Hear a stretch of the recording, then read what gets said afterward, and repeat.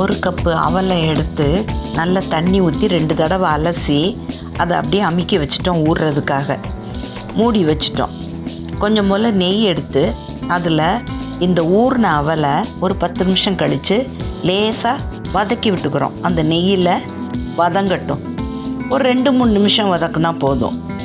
அதோட கொஞ்சமாக தண்ணி ஊற்றிக்கிறோம். ஒரு அரை கப்புலேருந்து 3/4 கப் அளவுக்கு தண்ணியில் வேக வச்சுட்டு 3/4 கப்பு பால், காய்ச்சி ஆறின பால், காய்ச்சாத பால்னாலும் பரவாயில்ல, அதை ஊற்றிட்டு நல்லா வேக விட்டுட்டோம். இப்போ அது நல்லா குறுகி வந்துருச்சு. இந்த சமயத்தில் 1/4 கப்பு பாசிப்பருப்பை வேக வச்சுருந்தோம். அதையும் இந்த பால் வேகந்ததில் அவல் அதோடு சேர்த்துட்டோம். நல்லா எல்லாத்தையும் அவல், பால், இந்த பாசிப்பருப்பு நல்லா கலந்துட்டோம். இந்த நேரத்தில் நம்ம ஒரு 3/4 கப் அளவுக்கு வெல்லம் எடுத்து ஒரு 1/4 கப் அளவுக்கு தண்ணி ஊற்றி அதை கரைச்சிக்கிறோம்.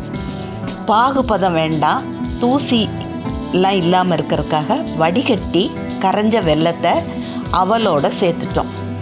சேர்த்து நல்லா கிண்டி விடுறோம். இப்போ வெல்லம் அவல் பாசிப்பருப்போடு சேர்ந்து நல்லா மிக்ஸ் ஆகி பொங்கல் பதத்துக்கு நல்லா வெந்து குழைவாக இருக்குது. இந்த நேரத்தில் கொஞ்சமாக நெய் சேர்த்துக்கலாம். நெய் ரொம்ப அதிகமாக சேர்க்கணும்னு இல்லை. ஏலக்காய் பொடி, பச்சை கற்பூரம், 2 தேவைப்பட்டால் குங்குமப்பூ சேர்த்துக்கலாம். பிரசாதங்கிறதுனால பச்சை கற்பூரம் சேர்க்கறது ரொம்ப நல்லது.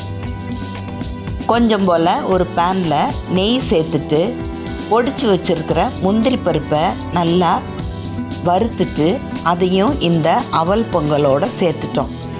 இப்போ விரத நாட்களில் செய்யக்கூடிய ஒரு பிரசாதம், நம்ம விரதத்துக்கு சாப்பிடக்கூடியதாகவும் இருக்கக்கூடிய அவல் ஸ்வீட் பொங்கல் ரெடி. கொஞ்சமாக நெய் விட்டு எடுத்துட்டோன்னா கடவுளுக்கு பிரசாதமாக படைச்சிட்டு நம்மளும் சாப்பிட வேண்டியது தான். சுவையான அவல் பொங்கல் ரெடி.